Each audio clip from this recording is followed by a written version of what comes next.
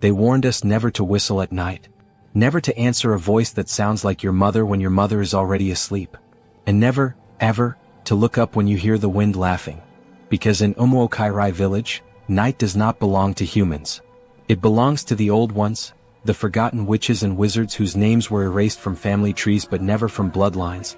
When darkness settles and the moon hangs like a watching eye, you will hear it, the scratch of broomsticks against the sky. Soft at first, then closer, closer. They rise from their huts silently, grandmothers, uncles, respected elders, men and women who prayed with you during the day. At night, they become something else. Bones light as feathers, eyes burning like palm oil fire. They mount long, crooked brooms and fly, not away from the village, but above it. In the forest clearing where drums beat without hands, where fire burns cold, they gather in coven, laughing, chanting, calling each other by secret names. And there, they feast, not on strangers, not on enemies, but on their own blood. A missing child becomes goat meat. A sick husband becomes sacrifice. A beloved daughter becomes dinner. By morning villagers cry. By night, the crying feeds them. This is not just a story of witchcraft. It is a story of betrayal. Of families that lock their doors yet sleep beside monsters. Of a village where survival means knowing one terrifying truth. The witch hunting you may be the one who raised you. Listen carefully, because once this story begins, the night will start listening too. Umuokairai was a village that pretended to sleep, but no one truly did. At night, doors were shut before the moon rose, windows sealed with wood and prayers, children pulled close to their mothers' chests, not because of thieves, but because of sounds, a soft kachar, like dry leaves scraping the sky. Old Mama Ezen used to say, when you hear it, do not cough, do not pray aloud, do not breathe too hard, because the witches could hear fear. During the day, Umuokairai looked harmless. Red earth roads, palm wine laughter, elders sitting beneath the nukwa tree judging land disputes, grandmothers roasting corn, uncles telling folk tales of bravery and gods. But night peeled away the skin of the village. Children began to vanish. Not suddenly, not loudly. First a baby refused to wake up. Then a boy complained of stomach pain and died before dawn. Then a girl walked into the bush following a voice calling her name, and never returned. The elders said it was sickness. The church said it was punishment, but the dogs knew better.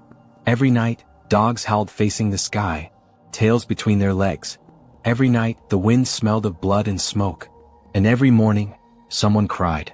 Yet no one accused anyone, because in Umuokairai, to accuse wrongly was to invite death, and to accuse correctly was even worse. The witches did not hide. They blended. They laughed. They hugged. And when night came, they flew. It always began the same way. A sudden silence, crickets stopping mid-song, palm leaves freezing in the air. Then whoosh. From cracked mud huts and respected compounds, figures emerged, bent back straightening unnaturally, wrinkled skin tightening, eyes glowing faintly like dying embers. Old men who needed sticks during the day, now leaped like youths. Old women whose knees shook in daylight, now laughed as they mounted their brooms. The brooms were not ordinary. They were carved from forbidden trees, bound with human hair, soaked in blood older than memory. One by one, they rose, not high, just high enough to be seen by those foolish enough to look up. They flew in circles above Umuokairai, marking houses, counting breaths, listening to prayers. Not this one. Too watched. Too protected. Ah, this one is ripe. Then they turned toward the forest, toward the clearing that did not exist during the day. Those who followed secretly never returned. As they flew, their laughter echoed, thin, sharp, hungry. Below them, a mother clutched her child tighter. A father sweated in silence. A grandmother smiled, knowing her turn had come, because tonight, the coven would eat well. The forest clearing appeared only when the witches arrived, as if the land itself feared them enough to open. Fire erupted from the ground, not burning wood, but bones. Drums beat without drummers. Shadows danced without bodies. The witches landed, brooms crashing into the earth like spears. They removed their skins, yes, skins, hanging them on trees like old clothes. What remained underneath was thin, dark, twisted, eyes too large, mouths too wide. The leader spoke. Her voice cracked like dry thunder. Bring the meat. From the darkness, children emerged. Husbands, wives, cousins. Some walked willingly, enchanted. Some dragged crying. Some already dead. A child screamed, "Grandma, please?" The witches laughed. Knives flashed. Blood poured. Flesh roasted instantly. They ate, chewing slowly, savoring fear more than meat. This one cried well. This one tasted stubborn. This one was disobedient. Each bite strengthened them. Each scream renewed their power. By the time the fire died, only bones remained, stacked neatly. The witches wiped their mouths, put their skins back on, and mounted their brooms again. Before leaving, the leader whispered, "Tomorrow, more crying." And the forest closed. Binna was 12, too young to be brave, too curious to survive. That night he followed his grandmother. She had raised him since birth, cooked his meals, prayed over him every morning. When she stood up silently and picked a broom from behind her hut, his heart froze. Still he followed. He hid behind trees, watched her skin peel away, watched her laugh with mouths full of blood. And when the witches returned at dawn, she noticed him. Their eyes met. She smiled. That night, Obinna did not sleep, because he knew something worse than witches existed. A witch who knew you knew. By morning, Obinna spoke to no one, but the village felt it. The wind changed. The dogs went silent. The elders began to die. Suddenly, the witches sensed danger, because secrets, when exposed, become weapons, and Umuokairai was about to burn. From the day Obinna followed his grandmother, her smile changed. It became slower, wider, as if it knew something he did not want to remember. She watched him constantly, while cooking, while bathing, while praying.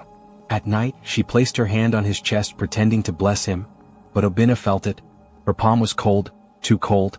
In his dreams he saw the coven again, fire chewing bones, children screaming without mouths, and his grandmother's voice whispering, "You are next, unless." He stopped eating her food, stopped answering her calls, stopped sleeping at home. The village noticed. In Umuokairai, when a witch senses betrayal, they do not attack immediately, they observe. Other elders began visiting his grandmother at night, pretending to check on her health, pretending to discuss village matters. Obinna heard them chanting softly, calling his name, arguing whether his blood was still useful. He has seen too much. But he is still family. Family tastes the best. That night, Obinna ran, barefoot, through thorns, past the shrine no one visited anymore, and for the first time in generations, someone knocked on the priest's door after midnight. The priest of Umuokairai was called Father Kalechi, a man who believed in God, but feared the night more. When Obinna told his story, the priest did not interrupt, did not pray immediately, did not deny. He simply locked the door, and whispered, "So it has reached this level." He confessed something darker. Long ago, the church was built on a broken coven ground. The witches allowed it, because faith created fear, and fear created food. Father Kalechi had seen things too, but he stayed silent, because every priest before him who spoke, died screaming. Yet Obinna changed something. Children are off limits. The priest whispered, shaking. When they start eating their own blood, the end is near. That night, they prepared charms, mixed prayers with forbidden knowledge, because pure faith was not enough anymore. The priest warned, "Once we begin, they will come for all of us." Binna nodded, because he had nothing left to lose. The next night, the sky screamed, as witches flew. One broom snapped midair. An old man fell, bones crushing, skin tearing. The villagers gathered, trembling, seeing what they had feared for generations.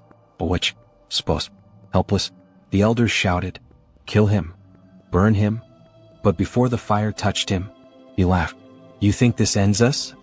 We are many. We are you." The fire burned anyway. His scream shook the forest, and somewhere, a grandmother collapsed, coughing blood. The coven howled from the sky. War had begun. They did not wait till midnight. The witches attacked before dusk, possessing children, driving mothers mad, turning husbands against wives. Fire rained from the sky. Homes collapsed. Shrines exploded. Father Kalechi was dragged from the church, torn apart in the air. Obinna watched, hiding, crying, knowing this was his fault. His grandmother found him. "You broke the law," she said softly, holding his face. "You exposed blood." She raised her knife, but something stopped her. The spirits rejected her, because she had eaten too much of her own. She screamed as fire consumed her. This time, alone. Morning came, but it did not feel like survival. Kairai looked calm, too calm. The smoke cleared. Bodies were buried quickly. Names were avoided. No one cried loudly anymore. The villagers told themselves the witches were gone. That burning one coven member had broken the circle. That the silence meant victory. But silence was how witches listened. Obina noticed it first. The dogs refused to bark. Birds avoided certain rooftops. And elders who claimed innocence began aging overnight. Wrinkles appearing in hours. Eyes sinking. Voices deepening after sunset. At night, no brooms flew. Instead, footsteps walked. Soft, deliberate. Around houses marked with white chalk. Someone knocked on doors. Not violently. Not loudly. Just once. Those who opened were never seen again. Obina heard whispers through walls. The old ways failed. We adapt. Let them think we are gone. His grandmother's voice returned in his dreams. But now it spoke with many mouths. We are no longer in the sky. We are inside. And in the village square, a new council of elders was formed. Younger, smiling, educated. But when they prayed, their shadows bent the wrong way. Kairai had not survived the witches. The witches had evolved. And the real hunt was only beginning. After the false calm, something worse arrived. The children began talking in their sleep. Not crying, not screaming, but discussing plans. At night, mothers heard their children whisper, "Not yet. The elders are watching. The blood must ripen." Some spoke languages never taught. Others mentioned names of the dead. One boy sat up suddenly and said, "The forest is hungry again." Then he lay back down, smiling. No one dared wake them. The abandoned shrine near the stream returned, without human hands. By morning, fresh palm fronds lay at its entrance. Red chalk marked the stones, and blood, still warm, dripped from the altar. No footprints led in. No footprints led out. The elders pretended not to see it, because shrines do not reopen unless invited. Someone had called them back. Elder Ngoy died at sunset. Everyone saw him breathe his last. They washed his body, wrapped him, placed him in the room. At midnight, he knocked from inside. "Let me out. My bones are cold." By dawn, the room was empty. And Elder Ngoy was back under the tree, judging disputes. But he never blinked again. They thought the sky was done with them. They were wrong. That night, the broom sounds returned. But slower, slower. Closer to rooftops. Not many, just a few. Enough to remind the village. The coven was wounded, not destroyed. And wounded spirits feed harder. A girl disappeared, then returned at dawn. She washed herself, dressed neatly, and walked calmly into the forest. Her mother followed secretly. She saw the girl kneel, smile, and offer her neck willingly. No screams. By evening, the girl's laughter echoed from every corner of the village. Obina dreamed again, but this time, he stood among the witches. They welcomed him, called him son. His grandmother said, "You broke the silence, now you must complete it." He woke with blood on his palms, and didn't remember what he had done the night before. Prayer stopped working. Words felt empty. Drums sounded dull. Charms cracked overnight. The spirits had turned their backs, because the village had protected witches longer than children. Now, no one answered when humans cried. The coven gathered openly, not hiding, not flying. They sat beneath the ancestral tree. Elders, mothers, uncles. The leader spoke. Blood called us. Fear fed us. Silence protected us. And now, we remain. The ground swallowed the tree, and the night grew teeth. At dawn, Kairai still stood, but its curse had shifted. The witches no longer hunted loudly. They waited for children to grow, for marriages, for births, because the bloodline had been marked forever. Till today, no one settles in Kairai for long. Children fall sick without reason. Dreams bleed into daylight. And when elders smile too long, people look away. Because the witches were never defeated, they simply became ancestors. And in Kairai, not all ancestors deserve worship. Some are still hungry. If this story made your chest feel tight, if you looked behind you even once, if the silence around you suddenly felt louder, then the spirits have already noticed you. Stories like this are not just told, they are remembered, passed through breath, through fear, through night. So before you sleep, before the moon rises higher, before footsteps start sounding closer than they should, tap the like button, not for me, but as a sign that you acknowledge the story, and and subscribe, because some stories do not end. They return. Stronger. Hungrier. Subscribing keeps you warned. Keeps you ready. It keeps the night from choosing you unprepared. New African horror stories will come. Old village secrets will resurface. And ancestral truths will not stay buried. Until the next story, lock your doors, lower your voice at night, and never answer when something calls your name from the dark. 'Cause here, the stories listen back. See you in our next video.